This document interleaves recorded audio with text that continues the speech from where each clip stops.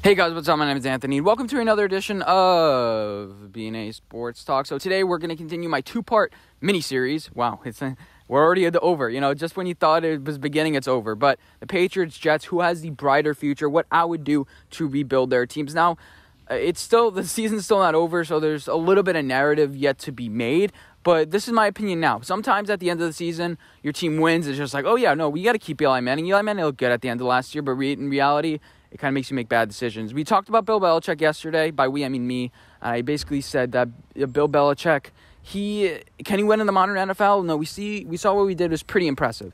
But the 6-7 team probably going to be an 8-8 team by the end of the year with really just a talent disadvantage. Against the Rams, they probably had one out of the top 10 players as far as talent in that game. Cam Newton can't throw.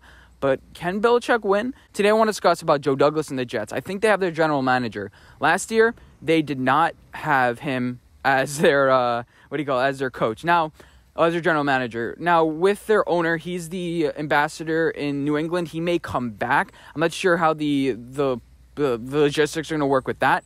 But the Jets management has been good. They fired their general manager right after the draft. And who'd they draft? Quinnen Williams, who's, decent. But he's a third overall pick. Unless you're the Bears, you're hitting on those picks.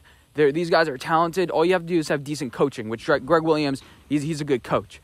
And as far as the rest of the draft, Jachai Polite, these guys aren't in the NFL anymore. Blake Cashman, these guys aren't any good. And this year with Joe Douglas, you already see the foundation of the team, getting first, second, and third round picks who are competent. Mekhi Becton, injuries, but good. Then second round pick, you had, Denzel Mims, injuries, but good. Third round pick, Ashton Davis, injuries, but good. You can't really predict injuries, but he's selected good players, and it gives a little bit of a sign. This Philadelphia mindset may not be great as far as, we see with the Eagles now overspending and kind of going all in, but I think Joe Douglas is a keeper. Now, what I've noticed is they've drafted a lot of UF players, so there may be a connection between a Dan Mullen and the UF and the Jets. So I have three possibilities for the Jets to do. My number one, I'll start with number one. Why bury the lead? I think Dan Mullen should think about joining the Jets. Now, there are rumors about him joining Dak Prescott in Dallas. Obviously, that's not going to happen. If I were Dan Mullen, I'd be like, Dak, let's go to the Jets. They have a decent amount of cap space to spend. Now that, Jamal Adams is gone, they have a bunch of first-round picks. Bring Dak in. Say, hey, Dak, we're going to go join the Jets. You don't have to trade for him. And all of a sudden, you have a competent quarterback who is dealing off an ankle injury, but I think he should be fine. You have to take some risks in the NFL. You just have to take some. You'll be in a division with really good players and really good talent, but you also have two first-round picks, maybe the second, maybe the first overall pick.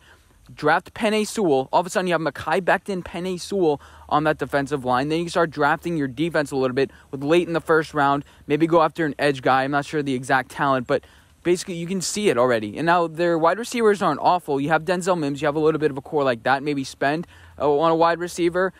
Dak has shown he can distribute. And yeah, as far as running back, you have anybody great.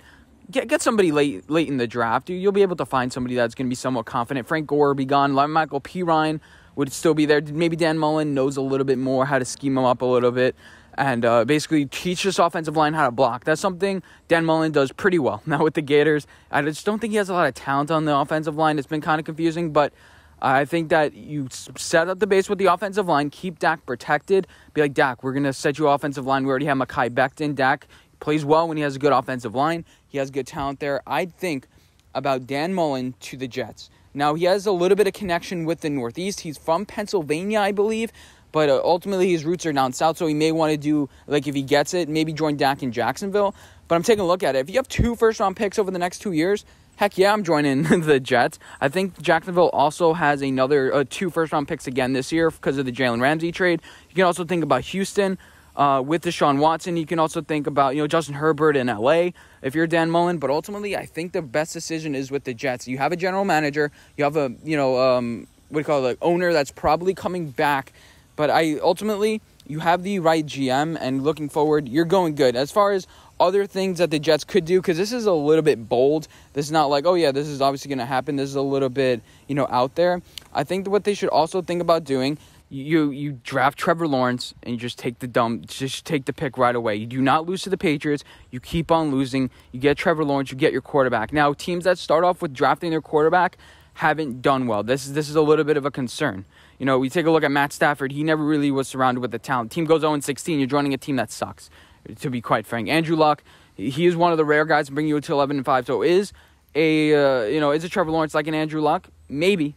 That's what his hype is. So if you believe he's the guy, he's the guy.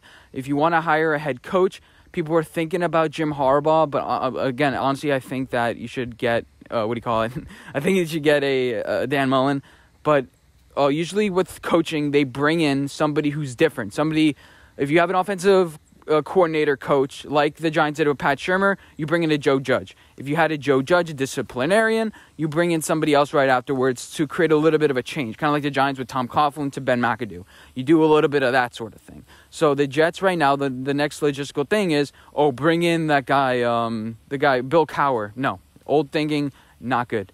You know, Adam Gase just wasn't the good enough coach. He just couldn't reinvent himself. Whatever it is, what conspiracy you believe about him wanting to get the first overall pick, him conspiring with Joe Douglas, you got to get Adam Gase out. You got to get him out. Ryan Tannehill is playing better without him. You got to get him out. If you're Joe Douglas, you didn't draft Sam Darnold. You trade him away.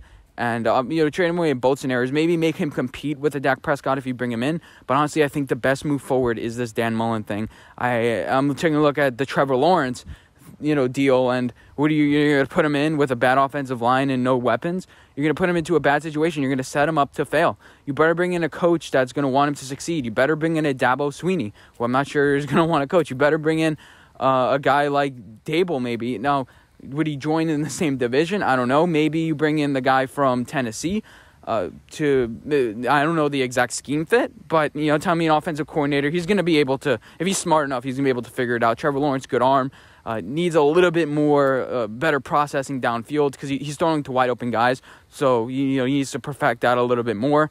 But we saw Tua, he was very polished coming out. The Jets have a pretty good future in this division if they get the GM right, and you have to also get the coach right.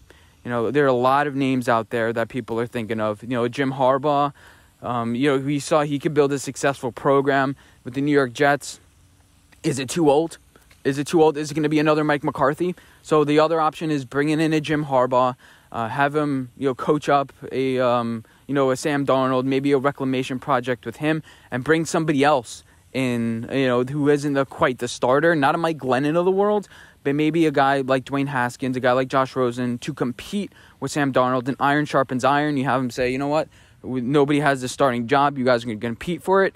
And also with that first overall pick, we're going to trade back and we're going to acquire assets to build this team. I'm going to build it with my mindset because we all know that college coaches, they scouted a lot of the top talent. With Trevor Lawrence, he went to UF. So Dan Mullen knows a lot about him. These coaches know a lot about these draft talents and everything like that. So they've come up in the helm. And all it takes is one opportunity for one of these guys to work. So honestly, I like the Dan Mullen situation better. The offensive coordinator role may work, but you got to make sure it's not another Adam Gase. You got to make sure he's a solid leader. And yeah, so hope you guys enjoyed this video. Let me know what you guys think, and I'll see you guys in my next video. Bye, guys.